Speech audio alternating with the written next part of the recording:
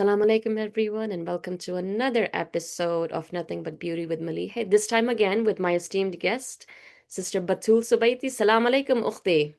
Salam al-ikram al-Hajjan. I hope you're doing well. Alhamdulillah, alhamdulillah. Um, so the last time that we spoke, um, things have changed significantly around the world. How we live, how we love, how we think, how we feel. Everything has changed, I would say, for all of us, for every Shia at least, if not for the entire world. Um, we saw things happening that we never really thought would happen, but kind of had an idea that this might happen. My question for you is, with whatever that happened in the Middle East, what do you see as the future of the Middle East? I think just the very asking of this question, I would say, is evidence that things are actually not as much for the worse as possibly we think it is, and is actually a sign that the events that are unfolding are in favor of the forces of liberation in the region led by the resistance axis, and I'll explain this. And this is the case even if this liberation may not appear right now to be within reach. And even if the aggressive, the brutal, the savage forces of global imperialism and capitalism seem very optimistic and are at their high, constantly speaking of their victories, of changing the world, of carving the maps, all built on this, doctrine of employing maximum force and destruction. But the time is passing, and we are now 2 years into this genocide, and in actual fact, no real results have been achieved on the ground, despite the fact that the resistance forces resisting this brutal campaign, they may appear often slow or hesitant. This is certainly the case in Lebanon. And despite not always using all their available means and tools, which, at times has raised questions about, the reasons for the resistance not responding adequately, it remains a fact that these forces are steadily reinforcing their power, they're closing their gaps, they are repairing what has been exposed in the battle as shortcomings.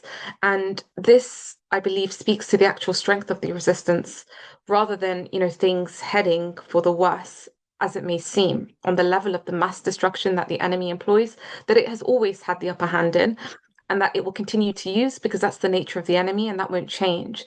As for the public, on the public realm, this resistance is, with time, with every minute, with every second, it is gaining a broader and deeper popular support. There's stronger belief in its goals. Every time the true faces and the violence of the oppressive and the aggressive forces are revealed. And this, I believe, is spanning the entire world. It is beyond just the Shiite community. The outcomes that we're seeing are almost irreversible. We're talking about a level of now forcing and prompting changes within state policies and promoting tougher stances against this kind of aggressive brutality that even Western governments and regimes that have aided and abetted the Israeli occupation entity are not agreeing with, because of the way that it's changing hearts and minds. And also, more crucially, because Israel is failing to achieve the political goals that it has set out. So if Israel is just capable of committing mass genocide and not achieving real goals on the ground and consolidating itself in a meaningful and effective way, then Western governments are going to have a problem with it. The American empire, as we know it, is has reached its peak. It was at its peak at the 90s, and at the wake of the 21st century, where it spoke of this quote unquote new Middle East that Israel is now championing and talking about in front of the eyes of the world. This empire is reaching the end of its ruling era, and it will be one marked by the absolutely disastrous failure of the Trump administration in this first year, with 3 more years left, surrounded by complete failure within its foreign policy. And for someone like Netanyahu, his term runs until 2026, and then you have elections ahead. And he is only dragging the occupation entity from one existential crisis to an even bigger and more violent one that is encompassing more complex dimensions. So, despite the apparent pessimism, true optimism lies in the most influential factor, and that is that Israel is completely losing its legitimacy, the legitimacy of its existence, the legitimacy of its mere being that is based on aggression and transgression. It can only behave in that way. It's incapable of behaving in any other way. And so the legitimacy of this aggression, this intervention, and this very brutal political approach is almost entirely lost on the world sphere now. And these outcomes are largely irreversible. And when people realize that these crimes, committed also brazenly in the name of democracy, cannot continue, this will help mobilize the region's public, which again, like the Arab nations may appear dormant, but could awaken with greater awareness of what is happening and a kind of mobilization that happens. There is much evidence today that the people within the Arab nations are undergoing a real transformation. And we can see this because all the attempts to create sectarian strife, divisions, and internal conflicts, which the enemies have been rearing now for decades, especially through Arab media, these are all failing now. So when we say that this kind of optimism prevails, it is not empty talk. It is not trying to give hope. It's not hollow rhetoric. It's based on real facts on the ground. And this imperialist capitalist attack, which measures people's rights, national interests, the sovereignty through commercial calculations, it's not succeeded on the ground in achieving its goals. So we can take Iran as an example. All the repressive, all the brutal means, and the destructive power derived from technological advancements that the West has, from satellites to surveillance systems to brainwashing media, all of those have failed to achieve the stated goals of the war on Iran.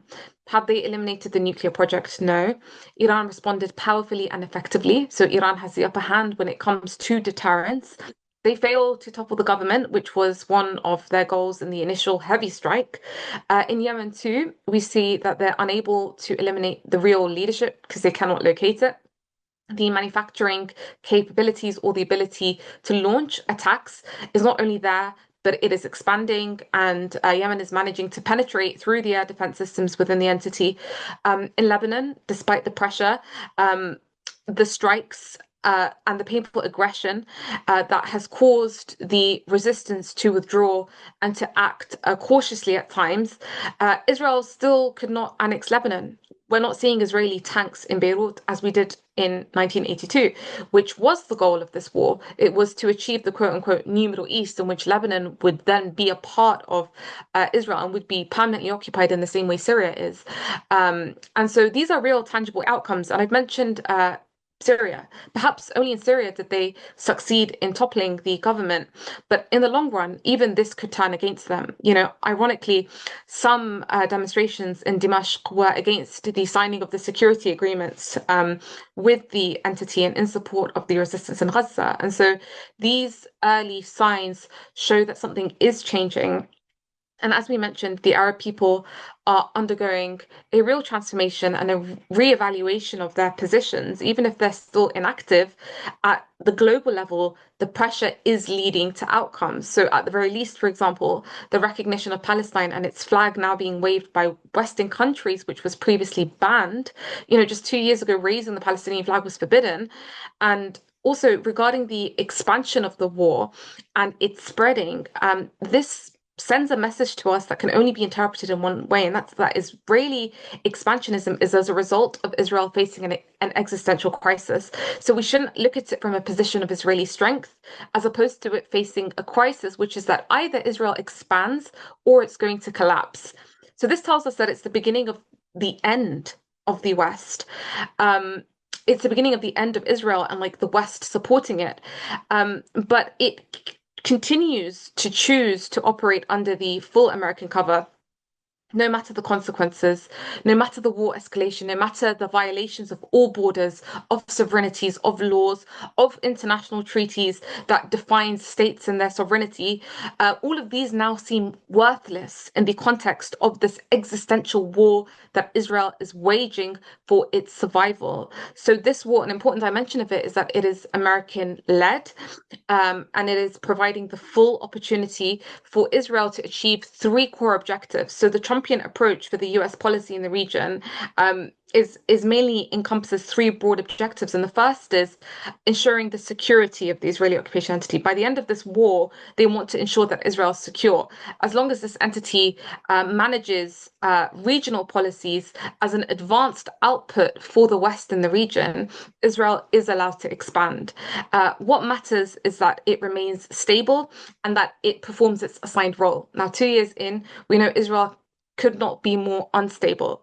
The second point is that in achieving this security, no borders are respected. Israel as an entity is borderless. No sovereignty of states is honored. We see Qatar being bombed, Doha in broad daylight, which is a clear American ally, and no, final state structures are acknowledged. The region is treated as fully exploitable, including the sovereignty and the borders of nations, with full American support and political cover. Whatever ensures the entity's security, allowing it to play a role and to survive, is permitted. And third, the way of dealing with the region's peoples is through large commercial deals and investment projects run by the occupation entity, whether that's turning the south of Lebanon into this kind of commercial economic zone, which they called like the Trump zone, creating jobs and infrastructure. That's what Tom Barak meant when he said, oh, it's prosperity for the people of the region. The idea is that the people of the region will actually serve as cheap labor for these capitalist projects. This is labor in the service of basically modern slavery so that these projects can operate. So, according to these 3 point formulas, the people of this region will be granted the right to live, to breathe, to drink water, to receive their scraps of income in exchange for being workers, essentially slaves, serving these commercial goals. And they will not have the right to talk about citizenship, sovereignty, what will be redefined by the course of this battle. So the concept of the state itself will change, becoming borderless and without sovereignty. And the citizen will become essentially an employee at the rank of a slave in this new system of modern slavery that's being designed by the Trump-led administration in the region. Of course, what I'm stating over here is the American vision doesn't mean that it will succeed on the ground. And that's a very important caveat to clear. Wow. Thank you. I love how you said that we should not look at we should not look at the situation through the lens of optimism of the other side, because that's what the media portrays, and unfortunately, a lot of us, including myself, we fall into this thing that, oh my goodness, what's going to happen to us now? Ya Allah. Um, you touched on Syria. Oh my goodness, Syria, Syria, Syria. The Syria that we knew has pretty much collapsed. My question is that since Syria was a lifeline for the resistance, should we, again, I'm playing the devil's advocate here, so people please do not come after me. Should we assume that the resistance has collapsed too, or that the resistance will collapse too now that Syria is gone, and there's no way for, the resistance to survive? Yes, certainly it has not collapsed, the resistance axis. We ought to remember, and this helps to put into retrospect, that Gaza is besieged. Gaza still has weapons. The West Bank, to a large extent, is also besieged. But supplies are in place and continuous. The resistance is still able to fire missiles. This tells us that the Axis, by default, will find ways and follow it to deliver whatever it needs to in terms of ammunition. Likewise, the equation itself has changed. So instead of smuggling and shipping weapons, as we saw in earlier phases, things have evolved so that the different parties of the Axis now manufacture weapons themselves, whether precision, whether conventional missiles. whether drones or unmanned aircrafts, this has become possible in Lebanon, that you get domestic manufacturing and is already taking place in Yemen. So Syria's geographic importance for supply, I don't want to underestimate its great significance, but it is something that can be bypassed. In addition, the new situation in Syria, with the confusion, with the security, with the disorder, with the multiplicity of power actors that are controlling territories. You have Turkey, you've got the Israeli occupation entity, you've got Russia to a tiny extent, of course, you've got America and its bases and its actors also. You've got the ISIS-like powers. It makes it possible, that chaos makes it possible for this arena to be penetrated by various parties and different internal Syrian actors, and additional supply lines could be formed under the table. So chaos actually creates opportunities, and Syria's value as a link. Yes, it was important, very important. But what things can develop into in terms of creating a real resistance in Syria against the current trend is also a rolling process and could turn out stronger than it was in its previous disciplined form, because Syria previously was not standing on a firm foundation and it collapsed like a deck of cards as a result of that. So the lack of discipline in the current period and stage could actually help in creating an undisciplined resistance form that could effectively harm even the Israeli occupation entity. And so it's important to state that yes, the resistance axis is no longer in its previous form. It was hit at its joint, that was Syria, that connected all these lands. But it now has the ability, I believe, to expand and encompass an even bigger arena, because the seven fronts of the resistance axis that previously included Syria, when Israel claims it used to be fighting on seven fronts, which included Syria, those seven fronts, in actual fact, were not wide enough to capacitate and adapt to the Ummah after the events of the Tufan al-Aqsa, the Al-Aqsa flood.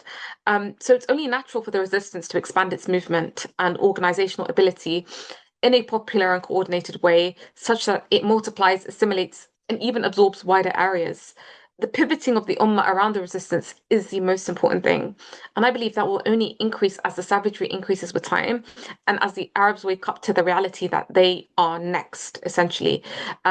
Despite the soft and the media warfare that seeks to turn people away from the true realities to not support the resistance, the reality on the ground is imposing itself right now. So these propaganda tactics are not going to work. So even Syria itself, I believe, could actually prove more beneficial with time, despite that conventional corridor for the resistance that's no longer there.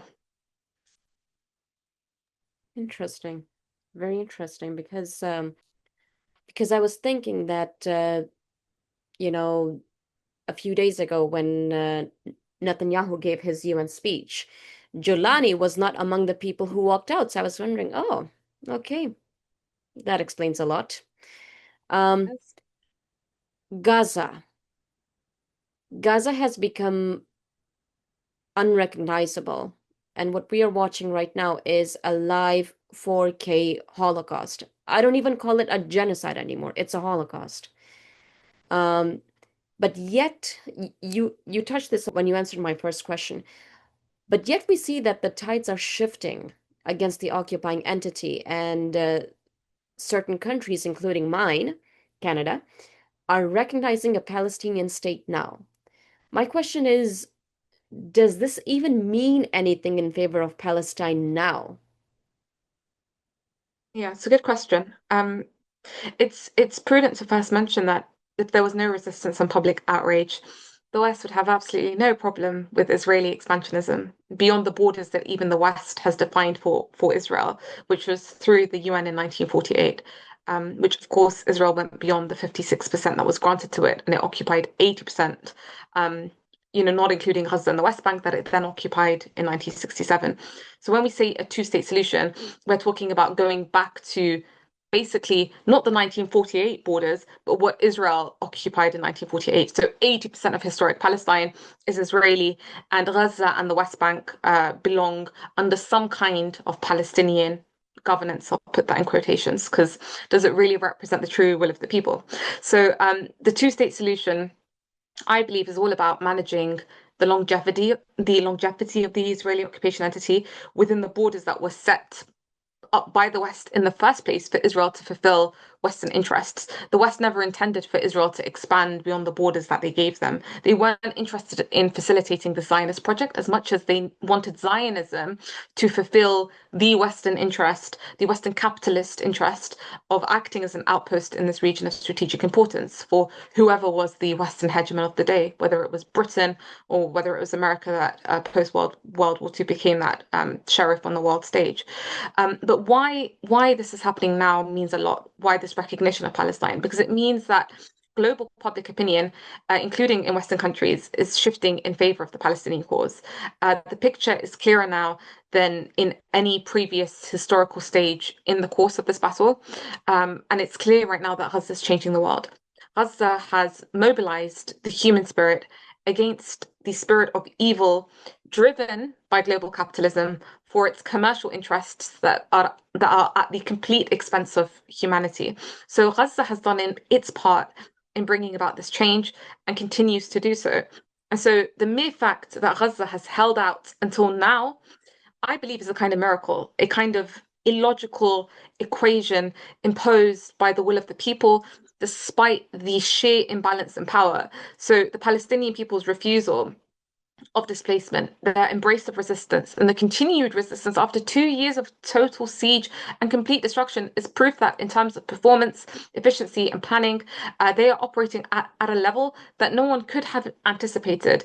No one could have even expected that the war would continue for this long, yet the resistance was seemed prepared for it, and it continues to hurt its enemy even more than it did in the early stages. So this is all a credit to its account and explains also why we're seeing the recognition of a Palestinian state today.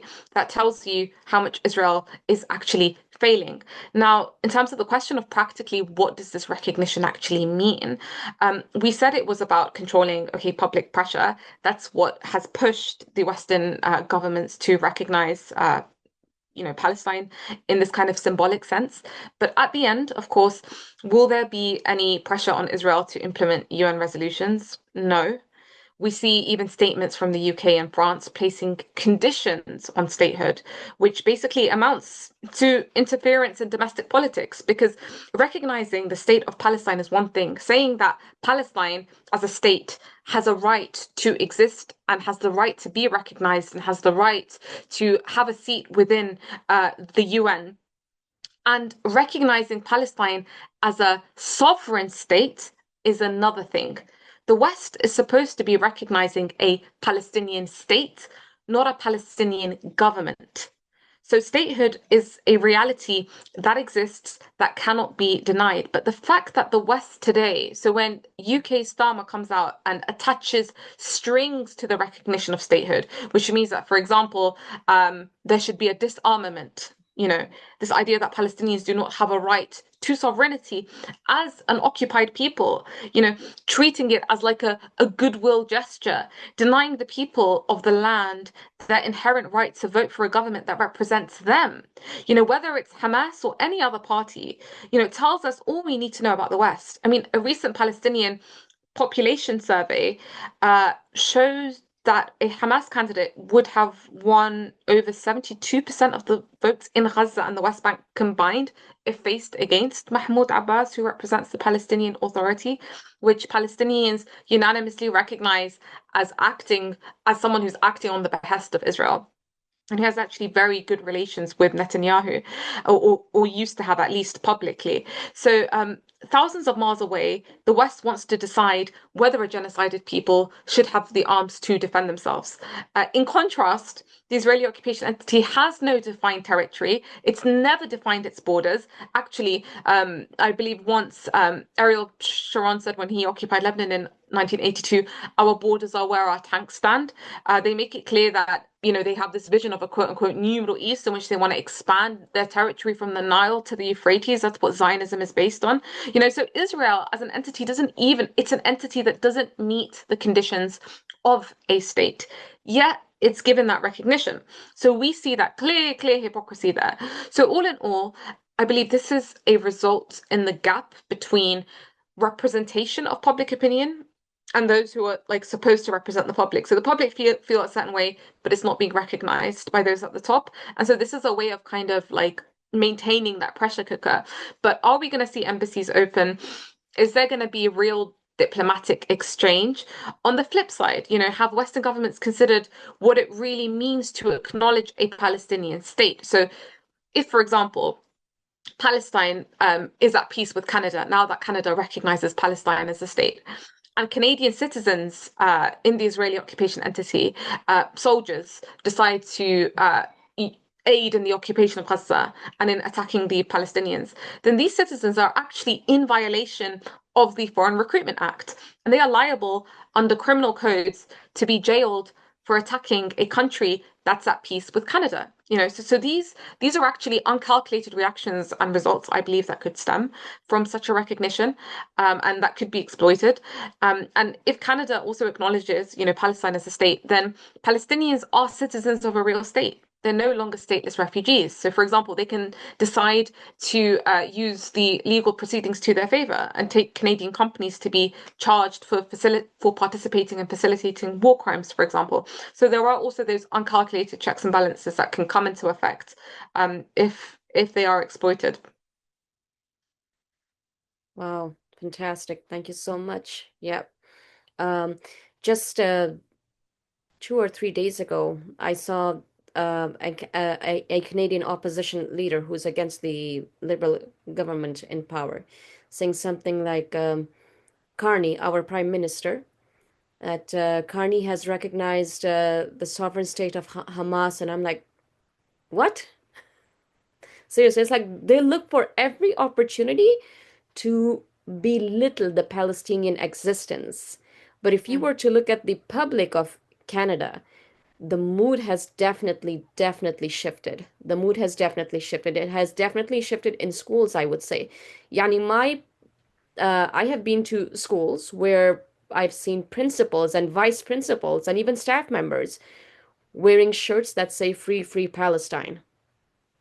Yeah. And some schools have even, you know, they've even allowed their students to stage a walkout in protest of the Holocaust in Gaza. Wow. I see all of these things and I think to myself, man, none I could not see any of this being possible before October 7th.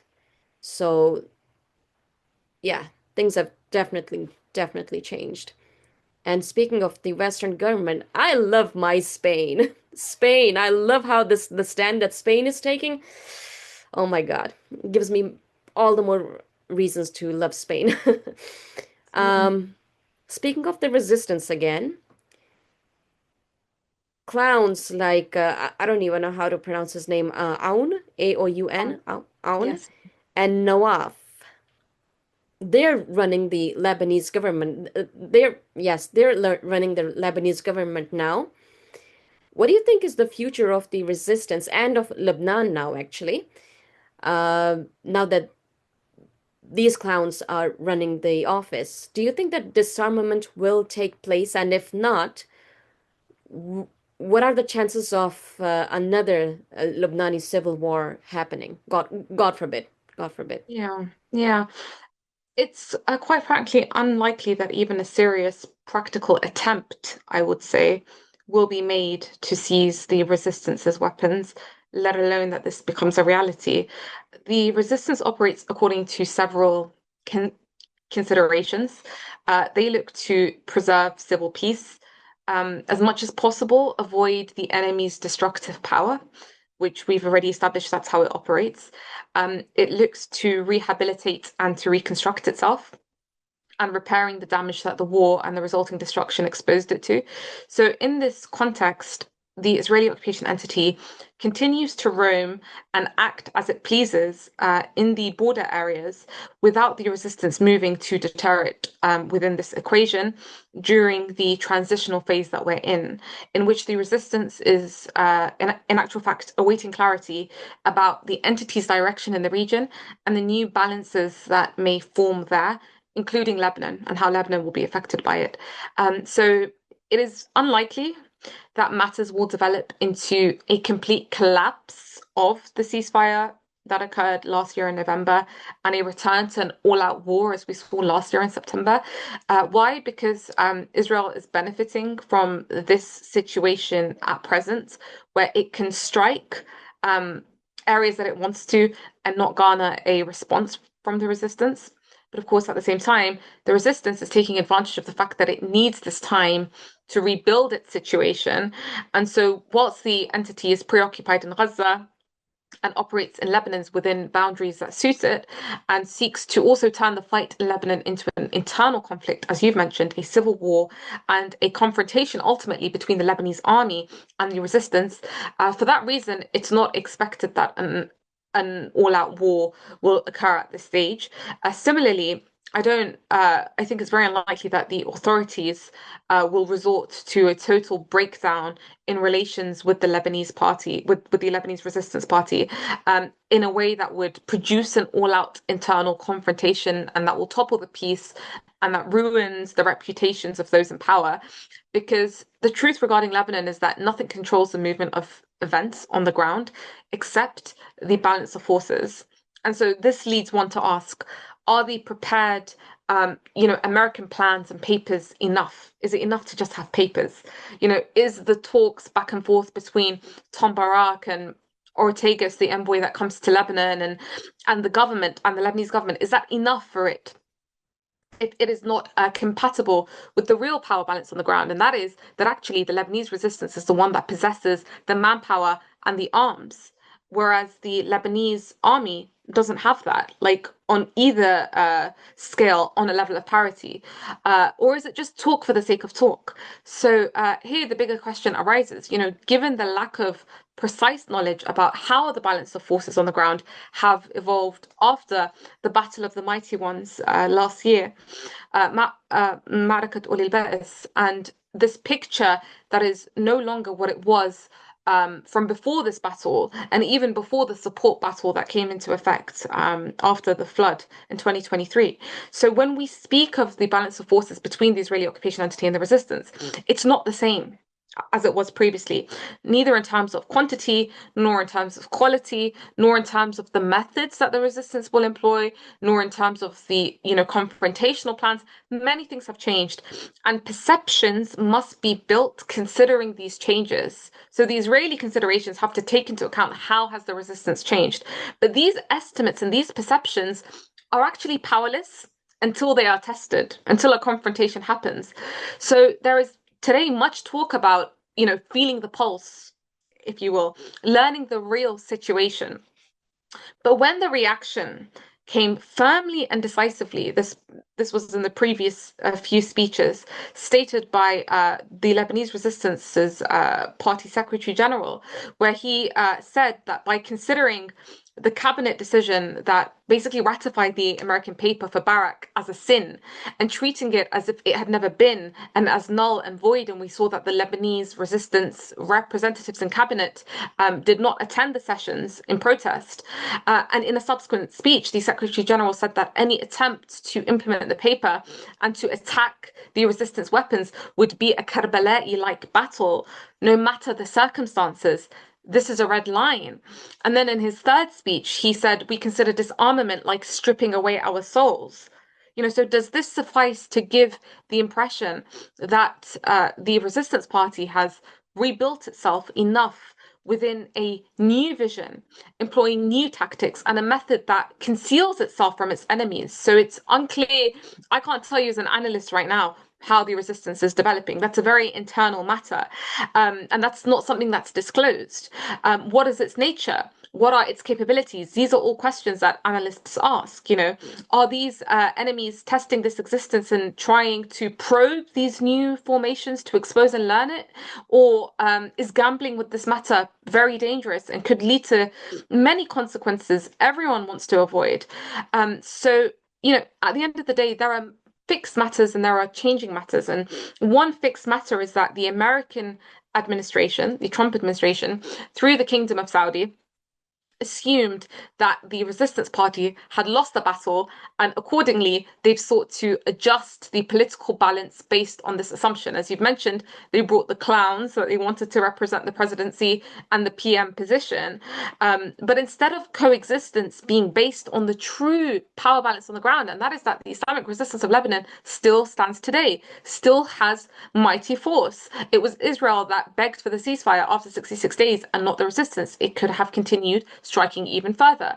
So it's clear that instead of the coexistence being based on this power balance in which the resistance has the upper hand, dealings have now become based on the balance of forces in which it's as though Israel has won, and so this has political effects. The American administration, it came with the parties it wanted to put in power and seeks to completely exclude the resistance party today from political life in Lebanon and to disarm it entirely, despite the fact that the resistance base represents 40% of the Lebanese population, which is huge. So if that result is tested and it leads to instability, this could produce outcomes even contrary to Western interests. So although the West, led by the US, is mobilizing on all levels, it really has four axes of threats against the Islamic resistance of Lebanon. The first is that it can obviously employ Israel, which could intervene directly, as it did last year. The second is you've got the Syrian mobilization on the Lebanese border of Takfiri groups, which could likewise be pushed. That was the main threat about Syria falling. The third is the sectarian strife internally by activating elements sympathetic to the Syrian regime that are present in Lebanon, the current Syrian regime, and this kind of dormant Lebanese and Syrian terrorist presence occurring and being unleashed.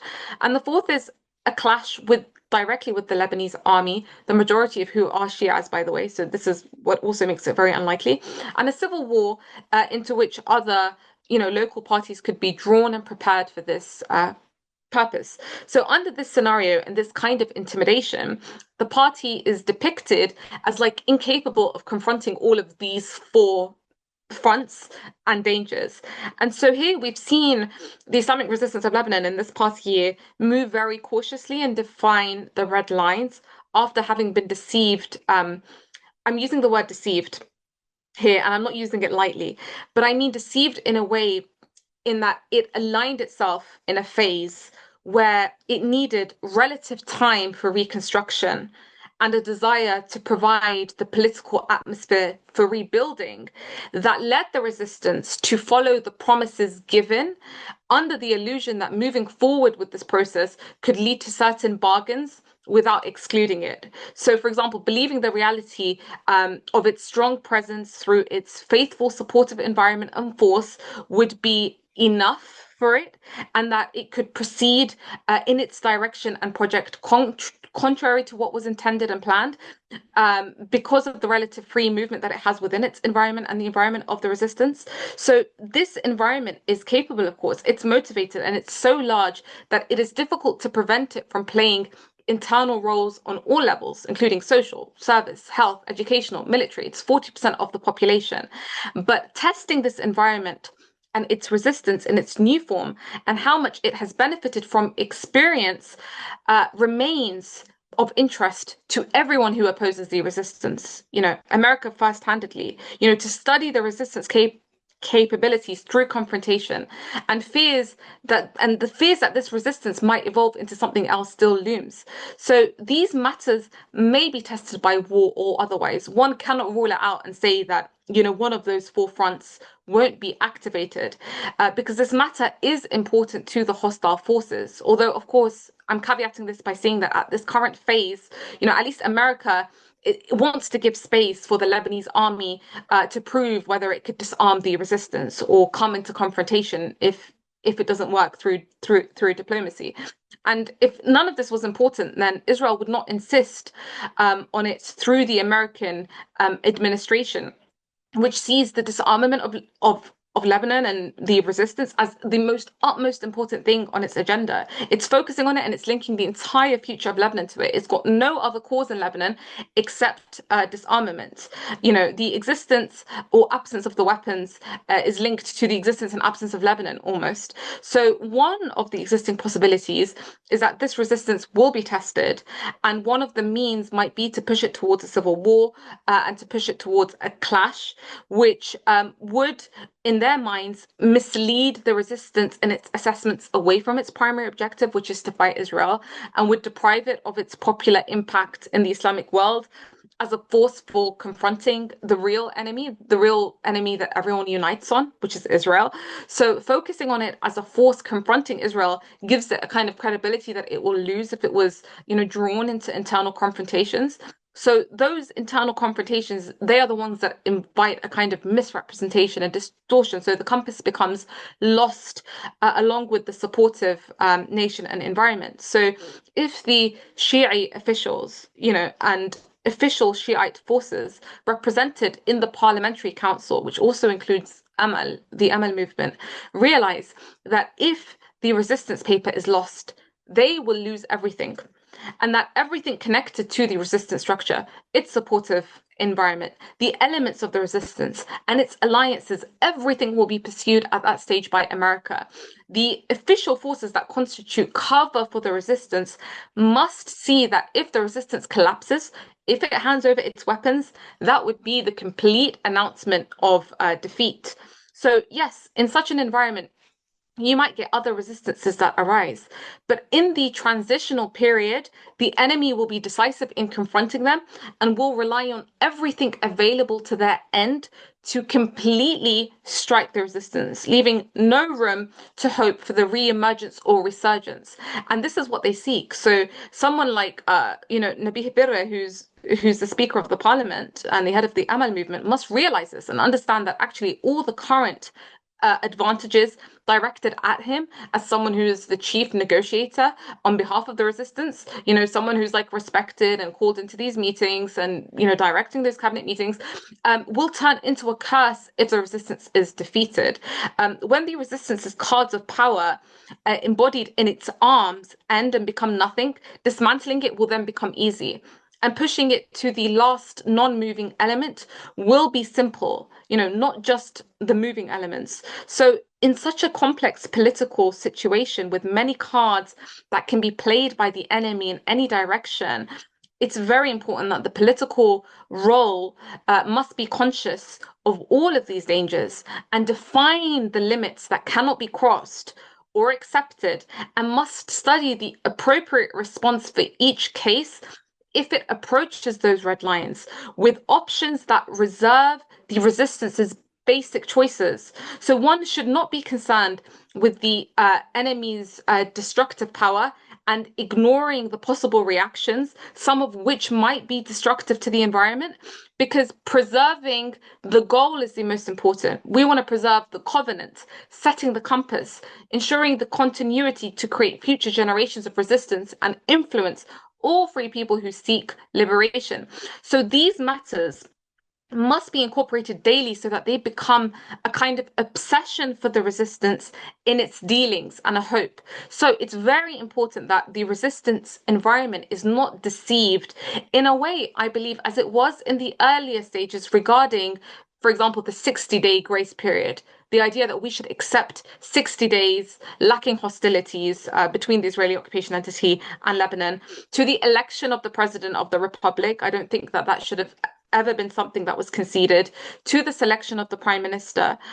This would have never happened prior to the 66-day war, to the ministerial statement, to approving, this concept of the start of handing over weapons in the southern Litani, in recognition of the ceasefire that was struck, and, the Lebanese resistance sticking to its side, even though, of course, the resistance knew that this matter could not be fulfilled as a pledge for a group to return to it. So if there is any belief that this enemy might have good intentions based on a ceasefire, or that the American side might honor it, then I believe that is the biggest disaster in all of this because this enemy, even when ceasefire clauses or certain papers and agreements are presented, they accept them only within certain circumstances and within the real balances of power. If the enemy believes that the balance has shifted in its favor, it will turn against all of those measures. And another important point over here, just to end on this point, is that the resistance has taken the issue of civil peace into account when it's dealing with the enemy so as to not tear apart civil peace. So this is why we're not seeing the resistance strike back. But if some insider elements, especially those pertaining to the Lebanese forces, the LAF, aligned with the enemy and form an alliance and think that they can achieve their goals through the enemy, this very consideration of civil peace will completely crumble like a deck of cards because some of its parts have become, in that case, genuine collaborators with the enemy. So then we'll have a new equation arising, and that is that confrontation with whoever wants confrontation, even inside and begins it. And then the enemy, so the Israeli side, will no longer have the advantage that actually resulted from the resistance's respect for the matter of civil peace, which means that Israel can right now strike in Lebanon how and wherever it pleases without garnering that response. Once that civil peace is completely broken, then you're going to get that decisive response from the resistance, which in some respects Israel wouldn't want. It would still want to operate within its boundaries, which is in actual fact why I believe an all-out war is more unlikely than it is likely. I just don't want to see another Lebanese civil war. I don't want to see another Sabra and Shatila massacre. Like enough is enough, man, honestly. Um, Satan has often spoken about how he has wanted to eliminate Ayatollah Sayyid Ali Khamenei, may Allah prolong his life. Um, I'm going to Iran now, which is like the head of the resistance, the father of resistance. What would an Iran, or rather, I should say, what would a Middle East without a Khamenei look like? God forbid, a million times if that were to ever happen. Iran is a state with deeply rooted institutions. Imam Khomeini, this is attributed to his legacy. He established multiple interconnected institutions that don't leave room for much vacuum. And this is something that Ayatollah Khamenei has very much reinforced. In Iran's, early stages, when a wave of assassinations of senior revolutionary leaders took place, at one point you had the Haftar massacre where 72 were killed in broad daylight. And then you had the killings of President Raja'i, Prime Minister Bahonar, and you had the head of the Islamic Republican Party, Beheshti, who was killed in that Haftar massacre. This was within a context of the state of the revolution and the country being much weaker than it is now and far less organized. And you had, other prominent clerics and key positions that were killed whilst the war with the Iraqi regime of Saddam was raging and Iran was under siege. So, even so, all of those crises were overcome. So, a shock in the event of the leader's absence, I don't believe it's not expected in the sense that these institutions replace any absence. They have the capability and the capacity to do that. And this was evident in the recent 12-day war. You had a large number of military leaders who were killed. A lot of the top leaders from the IRGC, including the very head of the IRGC, Hussein Salami, was assassinated. Nevertheless, I mean, he was replaced within half a day, and operations continued, and the gaps were rapidly filled across all sectors. And we had a fierce, raging response from the Islamic Republic, one that crippled the entity from the inside, that forced it to call for a ceasefire. So I believe the battle in which leaders are killed fighting is actually a successful one, because the morale and the spirit that this gives to the environment of resistance on the ground multiplies infinitely.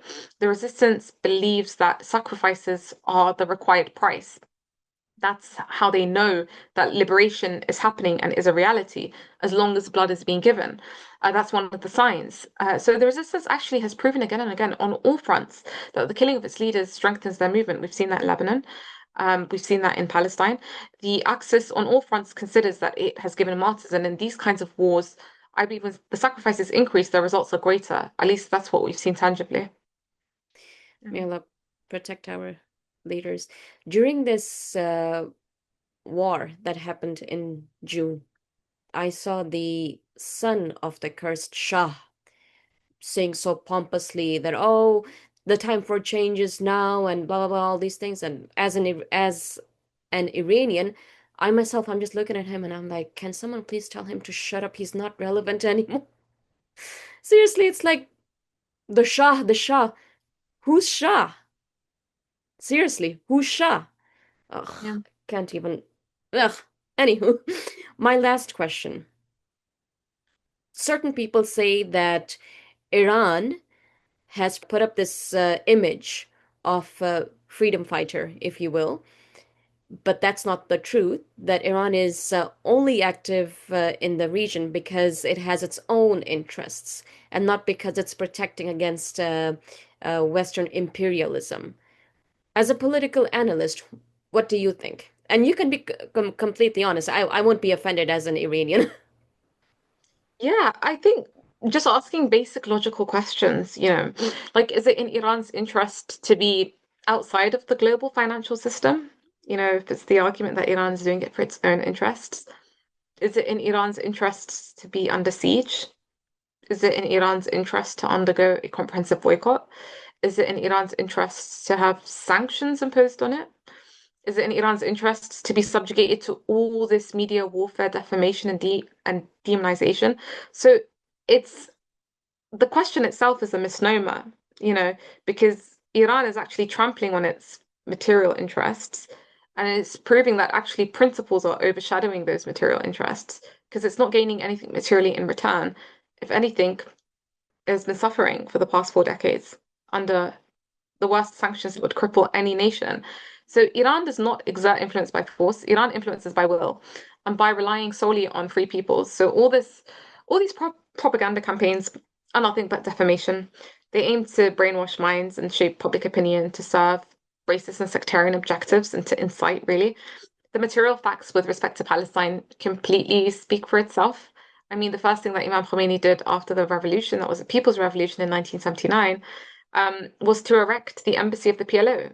This was before the normalization process happened. Imposition of the Israeli occupation entity. Portion of the religious tax money, Homs, was given to the leftist Popular Front for the Liberation of Palestine, who were at the forefront of armed struggle. It was clear that support was to be given to any faction that was resisting occupation. Um, Imam Khomeini famously stated to Yasser Arafat, never rely on America or the Soviet Union for help. Have faith in God and draw out your swords and know that God will send other nations to your aid. Al-Quds Day was launched on the last Friday of Shahr Ramadan every year, in which the cause of the oppressed is raised under the title of Palestine. He centralized the Palestinian cause to be commemorated every single year at a time when the Arab world and the Muslim world was just completely sleeping and was living in defeatism. And so he breathed that spirit and that life of resistance. And so even when Iran was facing the Western-backed Saddam war during the 80s, I mean, you know the reality of an entity just by looking at how it behaves at its weakest point. That's when it shows its true colors in a way. Um, During the 80s, Iran had no capability of its own. It was isolated from the world. What did it decide to do? It sent its men from the IRGC to South Lebanon to train the newly formed Lebanese resistance to fight the Israeli occupation in the south. So Iran's true colors showed right from the start. The cause of Palestine was its own cause. We know that, someone like Qasem Soleimani was promoted to the position of commander of the Quds force by Ayatollah Khamenei in 1998. The Quds force was set up to look into and to lead the coordination between the Islamic Republic and the Palestinian factions across the board, both Islamic and left wing, such that they were coordinated. So he was that connection ring. We know from the testimonies of the uh, resistance leaders in Gaza that Soleimani worked hard on the plot to move weapons into Gaza. Osama Hamdan, who's still alive, he's a senior representative of the Ghazan resistance in Lebanon, he said in this regard that any Palestinian faction under the title of requiring weapons for the resistance, Haj Qasim did not show fault in shipping those weapons. Despite the deep disagreements between Iran and Yasser Arafat over the Oslo Accords, because Iran was very much opposed to Israeli normalization and continues to be, when Arafat asked for weapons, 45 tons of Iranian manufactured weapons were sent in a ship called the Korean A, which the occupation forces later intercepted. This was during the Second Intifada. And so the liberation of Gaza from Israeli occupation in 2005 was culminated as a result of the efforts in the Second Intifada, in which Iran played a huge role in materially. You even had the Popular Front for the Liberation of Palestine General Committee's Talal Naji. The leader said, Iran sent 20, ships full of weapons to the West Bank and Gaza during the Second Intifada. And this continued on for the whole life of someone like Soleimani. 2008, he spent all 22 days during the Operation Cast-led operation in Gaza in Damascus alongside the other resistance factions strategizing. He even allowed the very prestigious at the time, the Russian Kornet anti-tank missiles to enter into Gaza in 2009. And the idea of even creating tunnel networks in Gaza that could effectively transport weapons, this was something that he oversaw. And in the 2014 war in Gaza, he focused on increasing the precision, the target, and the impact of those rockets. And for the first time, you saw the resistance hit the heart of Tel Aviv at that time. And after the war, all of Soleimani's efforts were focused on rebuilding the infrastructure of the resistance. And Osama Hamdan mentions how it was the shortest amount of time, in less than a year, the resistance had been better than it was previously. So this isn't just an ideological belief of the Islamic Republic of Iran according to the tenets of Islam, and that is supporting the oppressed. And Imam Khomeini taking onto the stage, the world stage, and saying before the eyes of the world that the Israeli project is one that is expansionist, and if it doesn't stop, and if we don't stop it there, then it's going to want to expand to the rest of the region. Um, this wasn't just ideological, it was very material as well. So it's very hard to make the argument that Iran is working based on its own interests if it's not getting anything really material in return. If anything, its population have just been suffering under these sanctions and this besiegement, which in a way has allowed Iran to become self-sufficient and worked in its favor in the long run. But yeah, there's no basis whatsoever for those defamation arguments that are made. Batool Subeiti, thank you so much for your time. Thank you so, so, so much for your time. Thank you so much for enlightening us. Thank you so much for enlightening me as well. Every time I talk to you, it's like I always learn something new.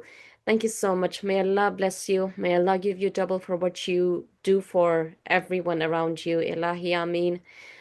Folks, this was another episode of Nothing But Beauty with Malihe. Inshallah, I'll catch you folks next time with another guest.